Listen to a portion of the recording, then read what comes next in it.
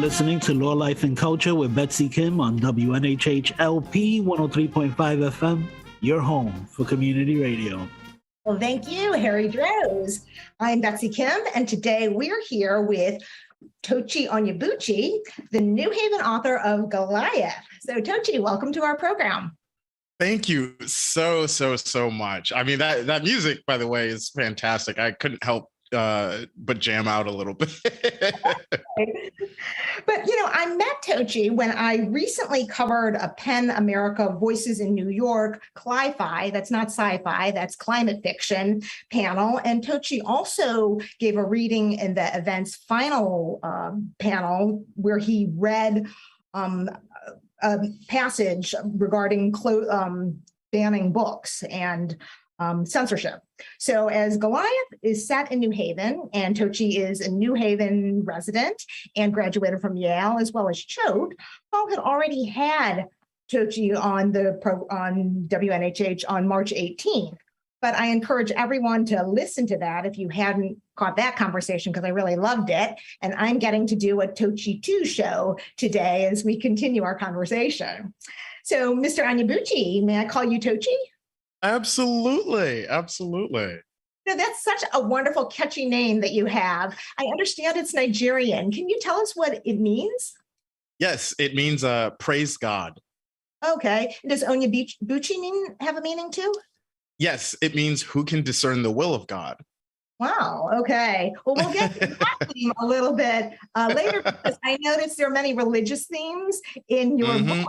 So maybe I'll just jump in that right now and ask, with the reference to David and Goliath, there's a reference to Sodom and Gomorrah, there's a reference in the prison riot scene to Samson and Delilah, and one of the inmates tearing down the whole temple, meaning that of inhumanity and injustice. Are you a religious person, and what did you hope by adding religious themes to this book? Yes, I guess the short answer is yes. I mean, the longer answer is that I was raised in a very, I guess you could say, biblically robust household. So from a very early age, we were read stories from the Bible. I remember there was this illustrated version that mom had that basically it was a little, something of a blend between a chapter book and a picture book depicting a lot of the stories, particularly from the Old Testament. And so, Adam and Eve and their expulsion from the garden, Noah and the flood, Daniel in the lion's den, things of that nature. And so it was always in the air around me. We went to church every Sunday. I was raised Baptist, and then sometime in high school, we converted to Congregationalism. But I think one of the biggest sort of, I guess you could say, religious inspirations for Goliath, or the impetus even behind the book, came in the summer of 2013. I was actually in the West Bank. I was in Ramallah doing human rights work with the prisoners' rights organization. And so here I was physically in this space filled with all these places that had this specific meaning for me religiously. Bethlehem, Jerusalem, Nazareth, like these were places that I could go to now. I could get on a bus, I could get in a car, I'd have to pass through some checkpoints, but I could go to these places. And so that was very much in my head. And the Arabic name for Palestine is Philistine. And so, of course, I heard that. I was like, oh, the Philistines. And from there, I think just being in that space and coming from where I came from, I couldn't help but think about, what was it like for the Philistines before they started beefing with the Israelites? Okay. All right. So for people hearing you on WNHH for the first time, can you go back a little bit and give a brief summary of Goliath again? Certainly. Goliath is set in a post-apocalyptic New Haven in the year 2050, and it follows a group of Black and brown brick stackers who are trying to build a life for themselves in this New Haven, and then must contend with gentrifiers from space. So, one of the things I enjoyed the most about your book were some of the very beautifully written passages. You have a very unique way with words and to turn phrases. So, can I ask you to pick out one of your favorite parts and read it and explain to us why it's special to you?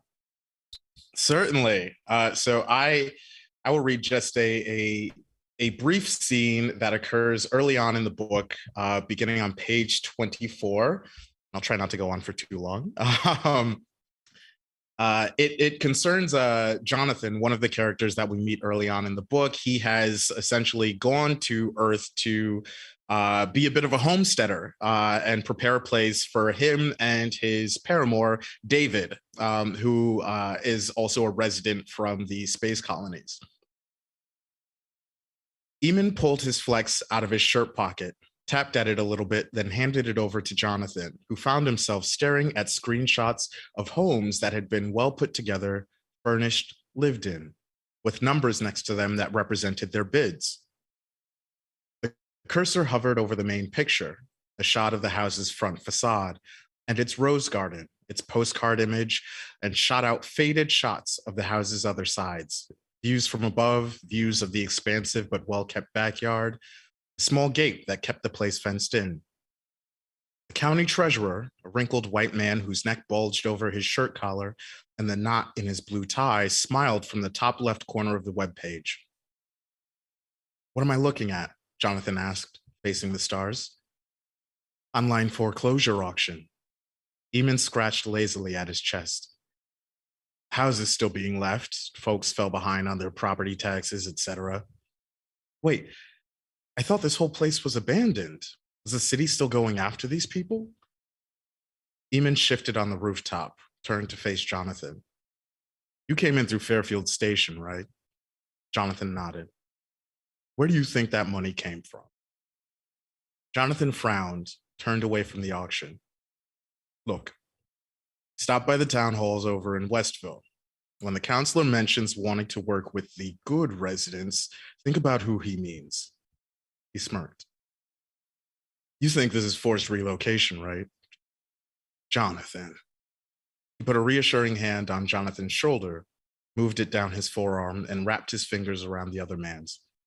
"There is nothing wrong with what we're doing.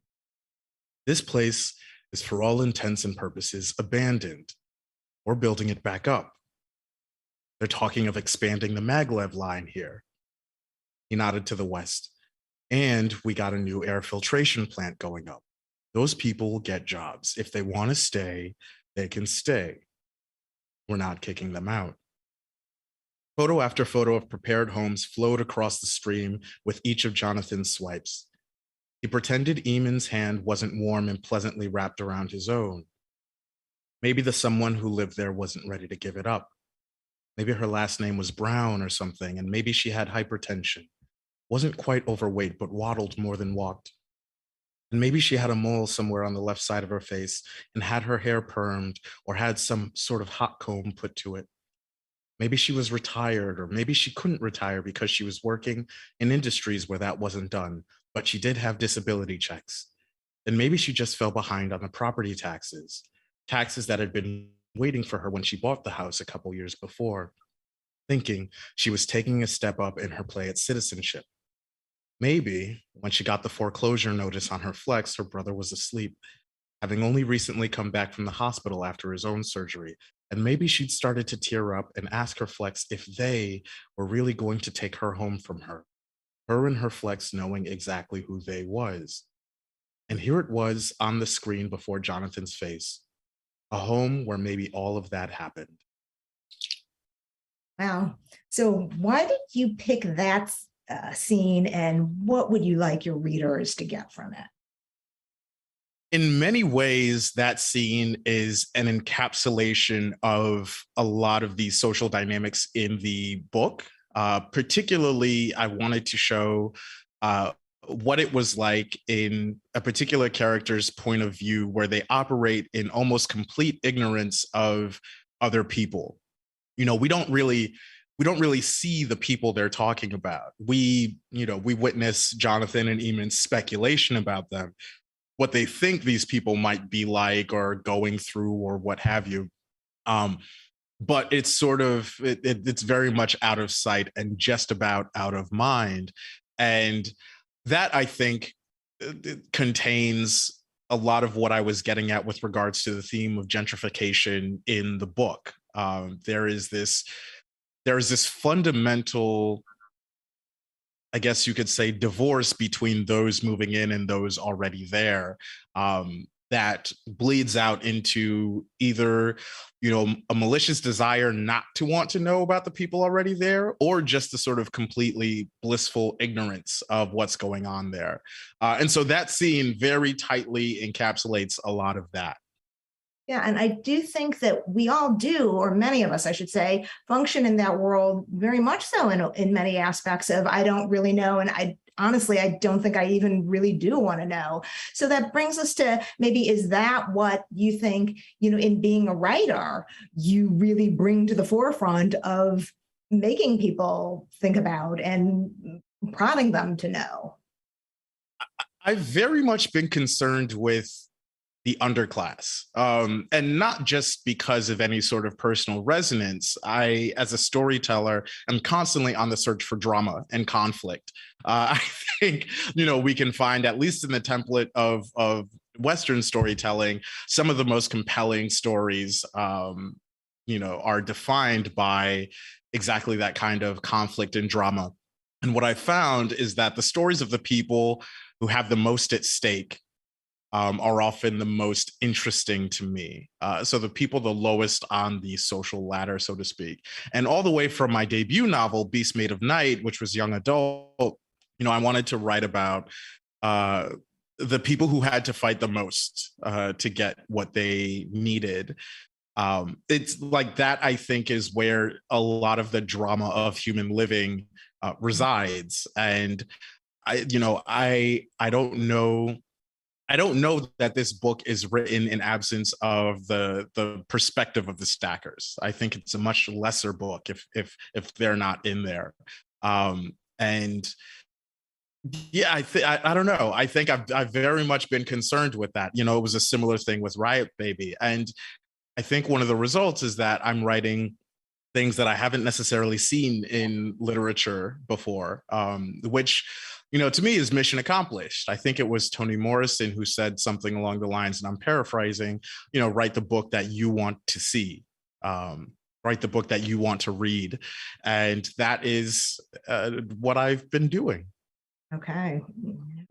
And although your book is written with an economy of words, it's only a little over 300 pages.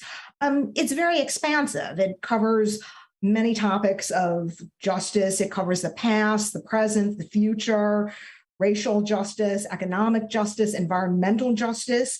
So what is special about the vehicle, not just of fiction, but of science fiction that you've chosen to use about these subjects? Oh, it's got the greatest toolbox in the world. I think one of the wonderful things about science fiction is that it operates on two levels. It operates as metaphor and reality at the same time. And so, a story in the dying Earth subgenre, for instance, popularized by Jack Vance decades ago, it's a story about, it can be a story about a planet with two suns or what have you, but it can also be a parable for climate change. Space operas are also stories about colonization. First contact stories, also stories about colonization. And that to me is fat. You're doing double duty. You're, able to get as much done as possible, with a single story. And so that always appealed to me. One of my favorite, I hope this isn't too much of a digression, but one of my favorite stories right now is Attack on Titan. And, on its surface, it's this, visually dynamic anime about people flying through the air and slaying giant humanoid monsters. But it's also this incredible parable on the cyclical nature of vengeance. And the dehumanization that happens during wartime. And I love that stuff. And I think it goes all the way down to how the language operates. For instance, with Riot Baby, there's a lot of back and forth going on in the timeline. So a lot of the characters that exist in the present also sort of have abilities to transport the reader into the past. And in standard realist fiction, I would have had to do that via flashback. I would have had to show the memories of these characters via flashback or some other literary device. But with science fiction, I could have a character who literally had the superpower to jettison herself back in time. And so it's all this forward motion that's happening. The character in the present is experiencing the flashback, experiencing the past as they currently exist. And that has an entirely new effect on the character. And so, science fiction as a literary device, or at least as a toolkit with literary devices, is incredibly rich to me.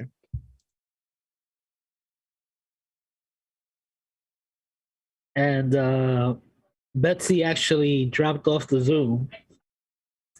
So if you could elaborate even further, Certainly. She'll be back on.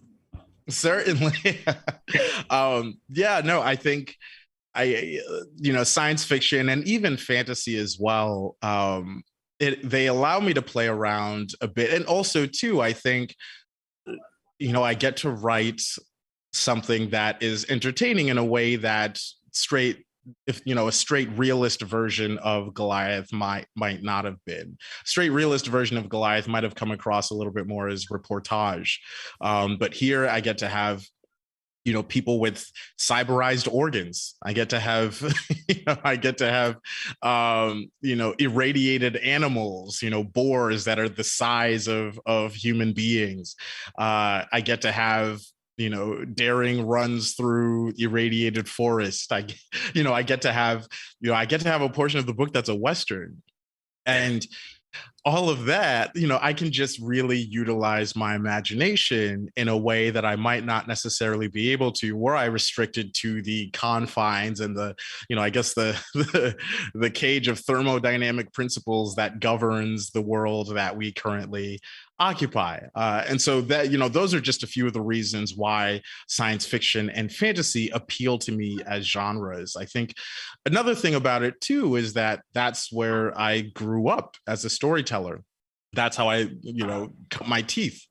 And ever since I was young, science fiction, fantasy were how I learned things like character development and plot movement and metaphor and things of that sort. And so that's just, it's what I know. But yeah, those again are a few of the reasons why science fiction and fantasy appeal to me as genres. I apologize. I had some internet problems, but I briefly was out. So I'm back here now. So if we overlap on anything, my apologies for that. But I did want to, also note that, with Goliath, you described it as science fiction in the future as well as the present, but it takes place in 2050. What are some of the other predictions you have in your science fiction mind, either from researching or that you thought about, both, in Goliath or maybe outside of Goliath, for our world in the future? Oh my goodness. It's so funny because as I've gotten older, I've gotten a little more suspicious, I guess, of science fiction as a predictive tool. Part of the reason is not necessarily that, a thing in a science fiction novel never comes true. Quite the opposite. It's that, you can have a science fiction novel where there's a villain who runs a company named X, right? And the idea is that you don't name your company X because then you're the villain. And then maybe, 20, 30 years later, some I don't know, billionaire who comes from inherited wealth in, a possibly apartheid country decides to name his company X. Just like that's the wrong lesson to take from that book. And so I think that there's some of that has been known to happen. But I mean, I do think one of the interesting things about Goliath, and this was a sort of happy, or I guess you could say unhappy accident, is that setting it in the year 2050 was a bit fortuitous, because if you read a lot of the IPCC reports on climate change and climate impact, 2050 is often the year that is cited as when the apocalypse begins in earnest, so to speak. When we really start to feel globally the concerted effects of wide-scale international climate change. And I wanted to ask myself, writing this book, what does it look like if I'm alive for that? I didn't necessarily want to write a book set in a far-flung future that, the conditions of which might have been a little bit easier to ignore. I wanted to write a story about a time period that, Lord willing, I live long enough, or I have children that live long enough, will be experienced by them. And that to me is the truly terrifying part. And what made a lot of the book actually perversely easy to write was that I simply just extrapolated from current trends. There's reference to a place called Cancer Alley in the book, and there is an actual Cancer Alley in Louisiana. That is, essentially for all intents and purposes, the same place. The prison riot that you mentioned earlier is based almost exactly in its choreography on the prison uprising that occurred in 1971 at Attica, that turned into this massive sort of human rights moment and prisoners' rights moment. And so, like, all the stuff in the book, or at least a lot of the stuff in the book, is already happening. And so it's interesting. Goliath, even though it's set, 3 decades into the future, thereabouts, I hardly look at as predictive. I look at it more as diagnosis. So is there any chance for a more positive prediction in terms of, I think that the world is actually trending towards a kinder place. At least, now we're not arguing, or nobody is, arguing whether slavery is morally right or morally wrong. And for example, I always said, although I think it's a 2 steps backwards, 1 step forward, that someday we'll look at homelessness and it'll be like the Christians being fed to the lions, of how could anyone live in such a barbaric society. In today's world, it doesn't necessarily look like we're pushing toward that trend. But do you think I'm right on that, or that is 2050, you actually think, going to be how you set it forth in Goliath? I go back and forth a lot. And while writing Goliath, I vacillated a lot on what our response to climate change might be or might look like, whether or not we would rise to the challenge. And one of the things I realized was that I had to be very discerning in how I defined we, because I think a lot of the issue with our response to climate change at the moment is that the public messaging has made it primarily a personal responsibility issue. It's all about making sure that you put the right things in the green bin and the right things in the blue bin. It's all about trying to restrict your air travel, or the amount of times you use your car, or even transitioning to a green vehicle. But there isn't that same sort of energy put towards trying to, get ExxonMobil to convert to green energy, right? There isn't necessarily that same kind of energy put towards trying to, limit the carbon emissions of the largest, energy conglomerates in the entire world.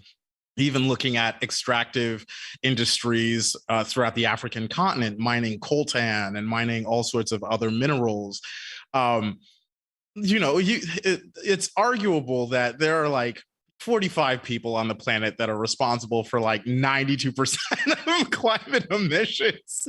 And they're the CEOs or CFOs or chief operating officers of all of these huge corporations. And yet they've managed to turn climate change into a thing that is our, the individual citizens' responsibility. So I think until there's that that change in messaging. And I do think it's starting to happen. I really do think it's starting to happen in a larger way than it has in the past. I don't necessarily know that we're going to have the impacts that we need to have in order to, for lack of a better phrase, stem the tide. I think a lot of it too falls to, who's in power. And I think one of the places where I do guard a little bit of hope is, seeing an eventual generational change in leadership.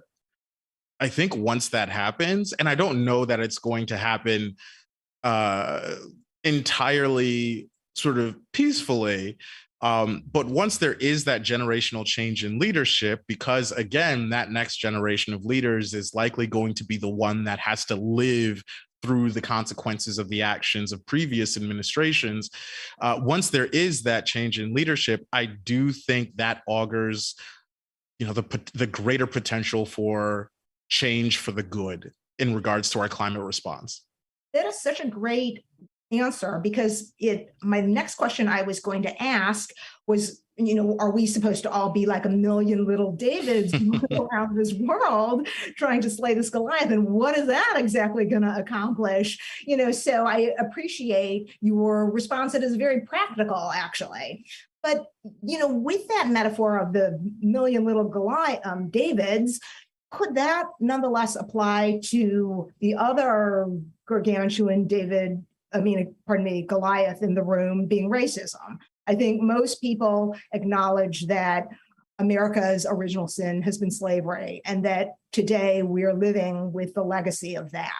And if that's the case, can individual behavior, can individual mind changes of heart make a difference? And if so, how do you see that happening with the individuals in our society?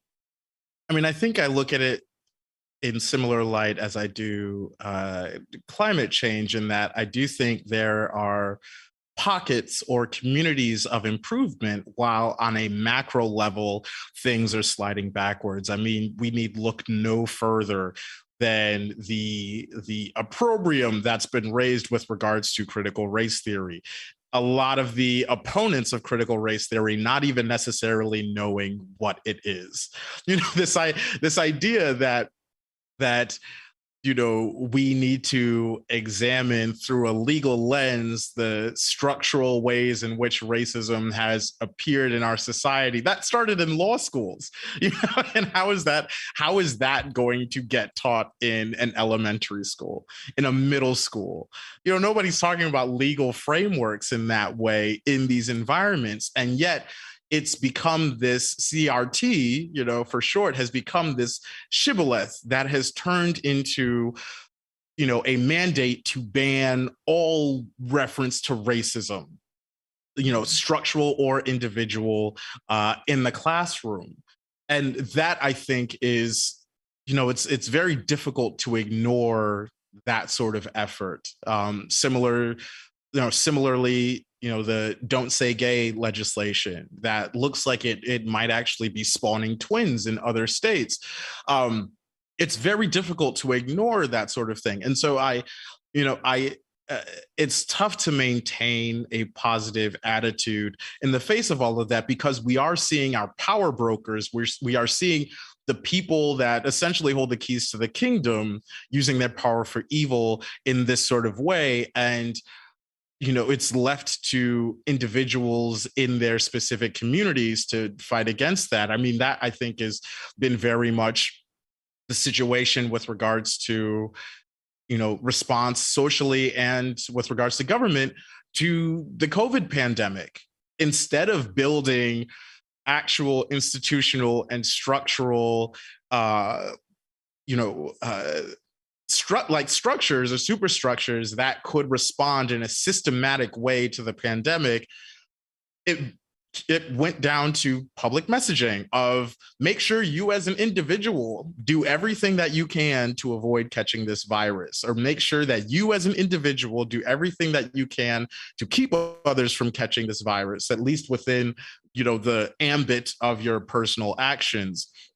And we see how that turned out. It was up to us as individuals to stem the tide of this pandemic, at least in the United States, rather than our government. Our government, I think, could have very easily paid people to stay home early on in the pandemic so that they didn't necessarily risk financial ruin for the fact of having to leave or stay away from their job. But we saw a very anemic attempt at that sort of thing, with regards to servicing, underserved communities and vaccination campaigns there. We didn't have a complete supply of either PPE or vaccines when we needed it. In fact, early on, in regards to the scramble for PPE, state governors essentially had to bid against each other for limited supply of personal protective equipment for their essential workers, for their nurses, their hospital workers, and everything. And so we were fighting amongst ourselves for this sort of thing, rather than there being a system by which everyone could be helped. And, I think that's been very much the attitude with regards to these macro level social ills, is that, it's up to you as the individual, when really the problem is so much bigger than each of us, or even all of us as citizens put together, can fight on our own without the help of our institutions, without the help of our government on a local, state, and federal level. And so I think, an essential piece of change is that, leadership at the top. We can't shirk our own duty, of course. We have to do what we can, but I don't know that it happens without, that leadership at the top. That's a very good point. With your book, I think in addition to these big messages and some of the incredibly beautifully written passages, I actually liked your book because it was quite challenging. And I think you and Paul discussed some of this in terms of the nonlinear way some of the writing is structured. For example, one character was killed in an episode, and then the person who he was with, the next episode, it wasn't really flowing like what happened there. So in all honesty, that did throw me a little bit. So if you had to give some advice to a book group or other people reading who could get thrown a little bit by this, first off, what is there to be gained by having this structure? And also, what advice or tips would you give for readers dealing with it or reading it? Certainly. I mean, I wanted a very scopic book, both geographically and temporally. I wanted a book that covered a large span of time, but I also wanted a book that in many ways mimicked the way that memory interacts with us, or flashback interacts with us. Oftentimes, our stories as human beings are not linearly told, or at least they don't occur to us linearly. We may get, sort of bum rushed or greeted, serendipitously by a random memory from our childhood, or from our adolescence, or from our time in high school, or what have you, that in some way, shape, or form resonates thematically with where we are at our present, or even jars against it. You could be in a moment of absolute bliss, and then all of a sudden remember something that either you did or that was done to you decades earlier, that forces you to call into question whether you even deserve this moment of bliss, or whether it's another thing that's going to be taken away from you, or maybe you've changed as a person, and now you can appreciate that moment of bliss all the more for having come out of the episode that the memory depicted. And so I wanted to play around with that a little bit, and also, too, a lot of the literary inspiration for Goliath was, this bevy of challenging books to me. Roberto Bolaño's 2666 was very much a touchstone for me. And, it's not necessarily a book that happens linearly. I think also, too, it's a book wherein the reader has to actively put together pieces. It's a book that, essentially, happens in parts. And you as the reader have to bridge the connections. You have to tell yourself, okay, there's a reason that thing A and thing B happen within the same two covers, in the same book. Why is that? And I wanted readers to have to ask that question in Goliath and make their own connections, in part because different readers might make different connections or different things might resonate with them. And so I think it's, a lot of it is an effort to build an intensely personal experience. And so advice that I might have for book club readers or people that are making their way through this book is, don't be afraid to reread it, whether it's in parts or whether it's the whole thing. I wanted to write a book that rewarded rereading, and rewarded it in a way wherein you discovered more with each go around. And I hope desperately that I succeeded. Well, we hope listeners will be rewarded by listening to our program on WNHH 103.5 FM in New Haven. This is Law, Life, and Culture, and I'm Betsy Kim, speaking with author Tochi Onyebuchi. So Tochi, you also have a JD from Columbia University and multiple other degrees, and people can listen to your first interview with Paul to review that string of accomplishments. But the book is clearly for educated people, whether self-educated or formally educated. So, there are some big words like apophenia, like that word wasn't even in my Webster's. And, but there's some great words too, like grotesqueries. I learned that I was able to just use last weekend. And you also have some more contemporary slang, for example, referring to dragons and dung beetles. And first dragons, I was like, oh, what? Are we going Game of Thrones here now? But then later I got the context and understood what dragons meant.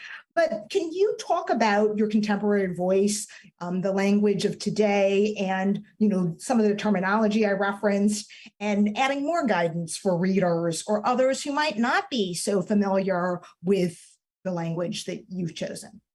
Certainly. I mean, I wanted to write, at least within the worlds that the social worlds that the characters inhabit, something that was relatively impenetrable and not maliciously impenetrable. I'm not, I'm not William Gaddis writing the recognitions or JR.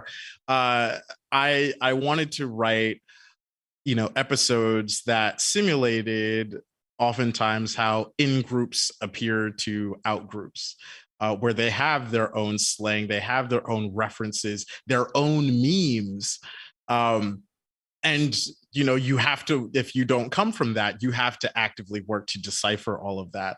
One of the funny things that is a little bit of a quirk of mine is I'm always tickled by jokes that occur in languages that aren't native to me. And so, for instance, my Somali American friends, when they joke on Twitter, when I finally discover what the meaning of the joke is, it's always hilarious to me. Like, even when it's a mixture of Somali and English, memes that are, initially foreign to me that I eventually uncover, like that's hilarious to me. And I just really love the richness of that sort of communication. And that was something that I wanted to replicate in certain ways in Goliath. The slang isn't explained necessarily. A lot of the dialogue, at least the tenor and shape of it, is presented sort of just as it exists, without, exposition or a glossary or annotations. I wanted to, it's not quite Finnegan's Wake, but, I wanted to write something that made it as though these characters appeared fully formed and with their own histories, not just their, individual histories, but their histories with each other. They have in-jokes. They have beefs that they refer to in oblique ways. They have histories that are oftentimes referred to in very elliptical fashion, and that's something that I very much, had my eye on as I was writing the book. like this is science fiction, but it's clearly not for children. It's, as we noted, it's for a broad audience and it's for an educated audience. Who is your targeted audience for Goliath?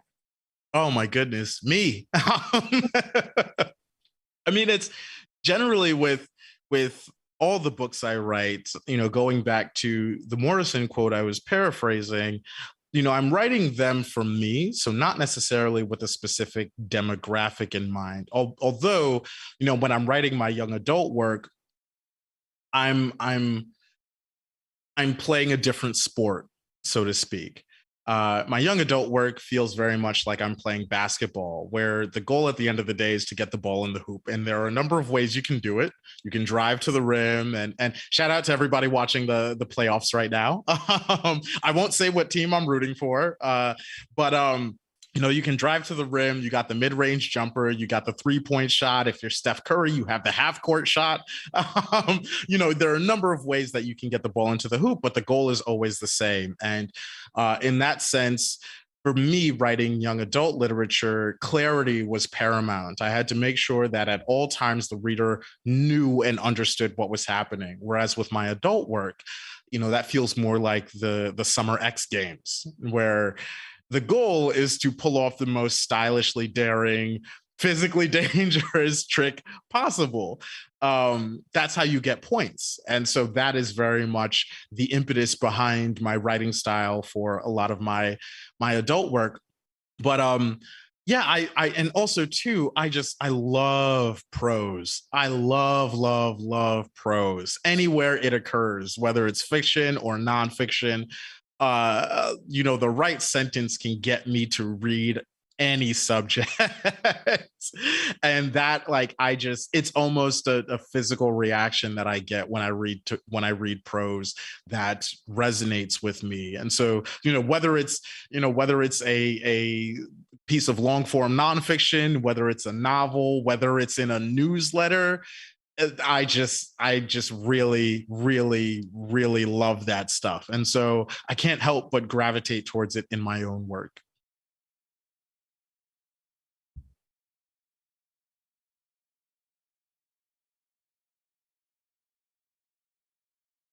Oh, Betsy's frozen again.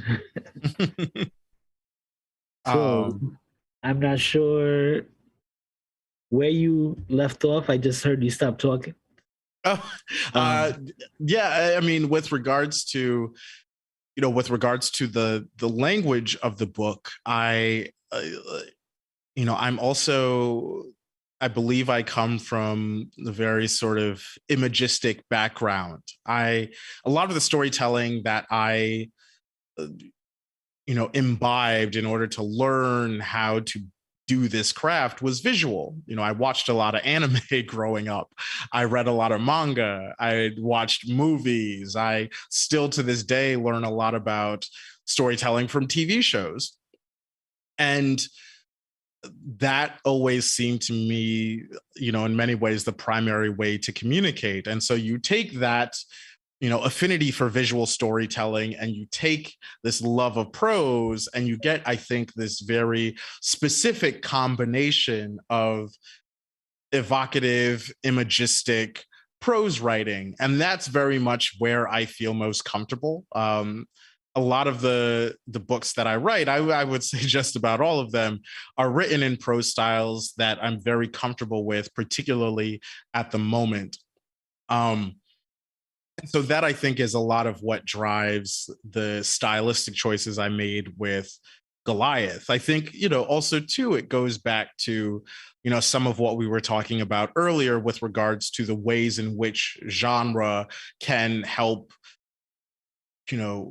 make richer your prose. You don't necessarily, I guess an example would be, in a realist piece of fiction or a piece of realist fiction, if you write that a character leaves her apartment and the sky is falling, that has very, very, very, very different meaning than if you're writing, say, a science fiction or fantasy book, and you say that this character is leaving her house, her dwelling, and the sky is falling.